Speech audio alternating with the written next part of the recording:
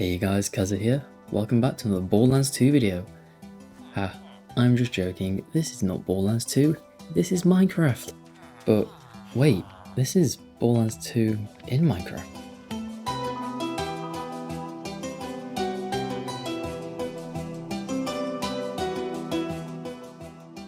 So we can't start this video without first saying a huge thank you to Bekulainen for allowing me to make a video on this map. And he actually has that power because he's the sole builder / creator for the entire project. But something to quickly note is it's kind of short at the moment because this is actually attempt number 2. His previous progress was corrupted, but the fact that he chose to continue instead of quitting shows his dedication. Alrighty, so starting off with the actual map here, we are in Windshear Waste, the starting point for all good Borderlands 2 playthroughs. We've obviously got to mention the welcome sign first, one of the most iconic parts of Borderlands, along with the windmill, the spikes that come out the floor, the main point, obviously reminiscent of Windshear Waste, very cool. But as we make our way down the stairs here, you can see the fireplace where the first cutscene happens, along with a quote to go along with it, which is actually a very nice detail to have in here. And as we turn to our right, we have the door that has the first vault symbol as well. As we make our way through the building here, you can see the interior isn't exactly anything crazy, but it is Minecraft at the end of the day, so what do you expect? But it does do a pretty good job of capturing that Borderlands 2 essence. And I'm assuming that chest we just passed is where the first gun will eventually go. But as you can see, we have fast travel stations. These are going to be put exactly where they are in Borderlands 2. We'll be coming back to one of those later once we get into Liarsburg and explore a little bit. But if we just jump ahead, you can see the part where we first fight the Bullymongs, as well as a respawn point, which in Minecraft is shown by a bed, which is actually a pretty creative idea. Well, I mean, obviously that is just the general respawn point, but I never would have thought of matching them up, I guess. And then we have the spawners, where Claptrap falls down and you have to fight the Bullymongs and do all that. And yeah, the detail is nice, but I mean, obviously it's not a one-to-one exact replica. This is more of made for the Minecraft adventure and everything. As you can see, the Hyperion barge, this is the point where you'd usually fight Knuckle Dragger. Whip out a little bow, shoot these heads like they were the enemies.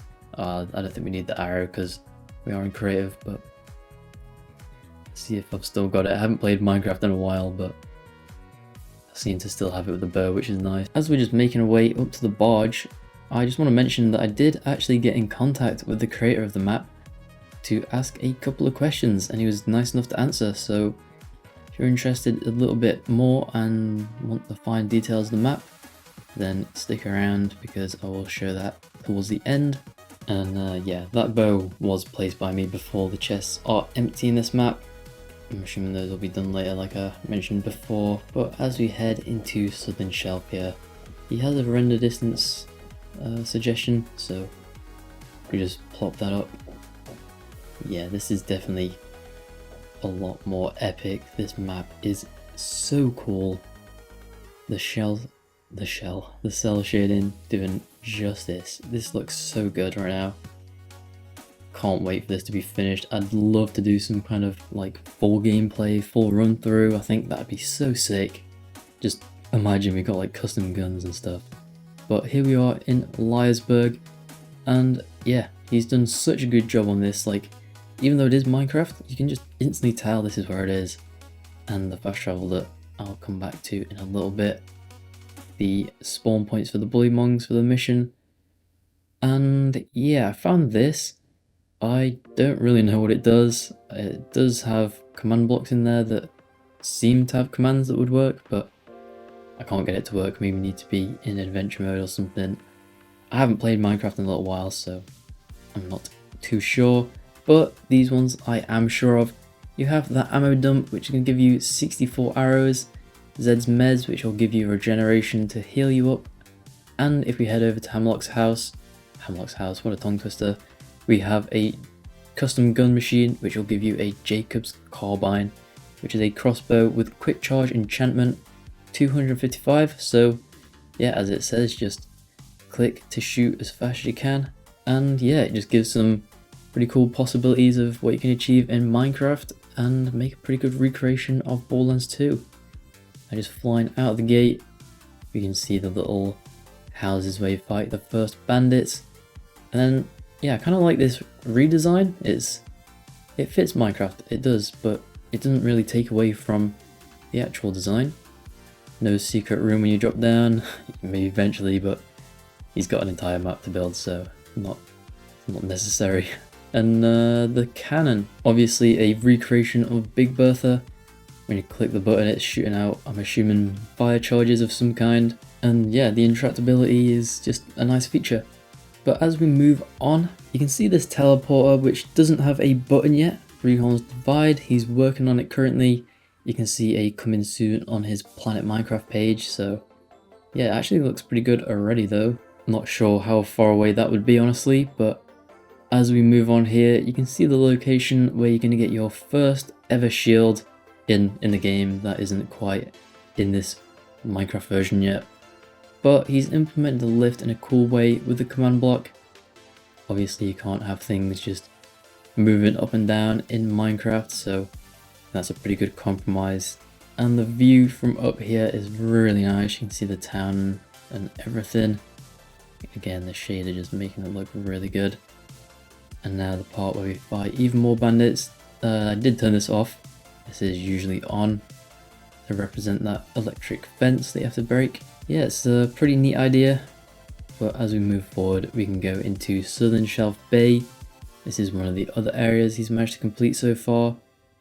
Got this little vendor circle. And the God Rays, Jesus. We can run along the railing here to get into the bay. Ebb and Flow is coming soon by his sign. But wow. Look at how absolutely majestic this looks. Like, it has a different vibe to Borderlands 2, but in no way does it look less cool. That light and Jesus Christ, Blackburn Cove. Look at that shadow. Yeah, this is like, it's so cool. You can see the part where we would grenade jump up to Midgmong. It's got a bit of a turret over here as well, which I just found.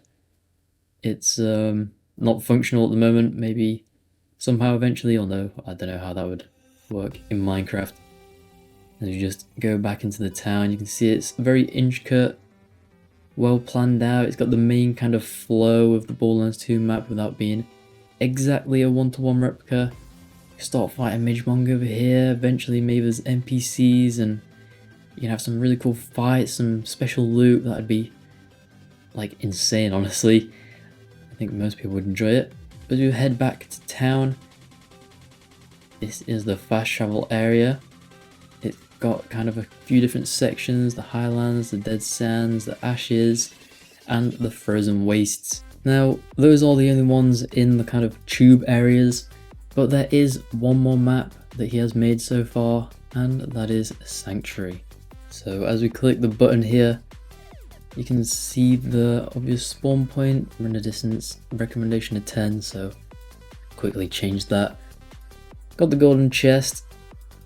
Maybe that's kind of like a server rolling gambling machine thing. That would be cool, but for now it's just empty. We have the villagers, which is named Sanctuary Citizens, and then the appearance modifier with a nice little banner. Would be cool if it was like a dispenser, shoot out armor, change your appearance, but I guess that'd be more shield, I guess. And then the main Crimson Raider base. No shortcut up, maybe eventually. But as we go in, there is some pretty, well, yeah, very, very nice details in here. You can instantly tell what building it is. And the little vault area upstairs we can go to now. And yeah, Sanctuary is flying, so we do have these invisible walls. I am a huge fan of that. There's one coming up in a little bit as well by Moxie's, which is super well done. The main area, the part where we talk to the NPCs. A little comparison now with actual Borderlands 2. You can see it's not even that far off. It's really well made, like honestly. Must have taken quite a lot of time to do. Now we've got the This Just In little news booth. Going over to Z, you can see the small little details with the blood on the floor next to the workstation. Yeah, it's just like really well thought about, really. And just before we head over to Scooter, check out Claptrap's place. Another nice little detail, an ender chest as the secret stash, because obviously you can use it across characters, so does make sense. Very, yeah, just, don't know, it's just nice to know that someone's thought about it that much. And then Scooter's place, we have brand new metal, which didn't even know existed in Minecraft, but apparently it's been added recently, must have been. Very filled out, feels full, busy, not empty, like doesn't just feel like he's built the main shape. Going into Moxie's, I think a little more, what am I trying to say, a little more lighting would be nice. Salvador chairs as well, gonna hop up. That maybe I'll laugh quite a lot when I was playing it. But yeah, it's very nice, separated into the different areas, and then we have the gambling machines. The library, the bookshelves just fit the gambling aesthetic, weirdly enough. And then this part I was talking about is just super well done, just how he's done the invisible walls and everything. And another fun little detail, Crazy Earl shop. Don't know if you'll actually be able to see it on the recording. I'll take off the shaders super quick. We can turn it off. You can see the eyes just sticking through the hole, like peering into my soul, just like Earl would do. Then a small little detail as we head over to Mox's. Obviously when you're flying in Sanctuary, I show it in my guide videos, you can get out of bounds by just jumping through the roof here.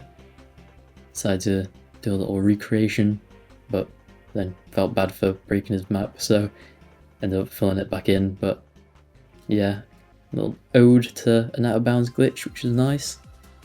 And heading into Mox's shop, this one's kind of empty in that part. Soon to be done. And then we have these targets, which I just realized I put my thing in the ender chest. When you shoot them, they make different noises. Why not? And the door to our right does say coming soon, but that's going to be it for now. We'll get into the questions. So the first one I asked was basically, what made you decide to recreate Borderlands 2 in Minecraft? And he just said, no one else was doing it, so why not me?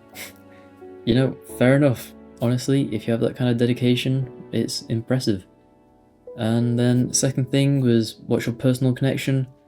He just said, like, he basically used to play it years back and stopped, like most of us. Recently found the spark and was like, you know, kind of cool if it was in Minecraft, so I'll do that. And here he is doing it. Then what maps do you decide to include first? He basically is saying he's following the story because it makes the most sense. Then I asked, how long does it take you on average to complete one location? Basically just said a few days to a few weeks because he does work alone. And I just asked, like, you know, do you use any tools or mods? And he just said world edit to terraform, bit of building, but most of it is by hand, like 50-50 each. Then the shaders, he said he uses Silda's Vibrant shaders. And one thing I want to show you, I'll probably put it on the screen here, but there is a setting you need to turn on to get the specific cell shading look. You're going to go into the settings, then go to shading, and you'll see cell shading. This is going to be off by default. So these are the settings I use. I'm sure I'll put it on the screen now. But this is what it looks like without cell shading. Like, it looked good. Like, don't get me wrong, it looks really good, but it just doesn't have that Minecraft feel to it. I was just like, you know, have you shared your progress? Like, where can they find you? And he just basically said Planet Minecraft. So I'll leave a link to it down in the description. Feel free to download it and support him in any way you can. Then I asked, will you complete the project? He's aiming to, but obviously it's huge, so it's going to take a very long time. Will you turn it into a server with quests or loot systems? He isn't planning to do a server, but he might have a folder for NPCs and stuff. And yeah, that's going to be it. So thanks for watching. See ya.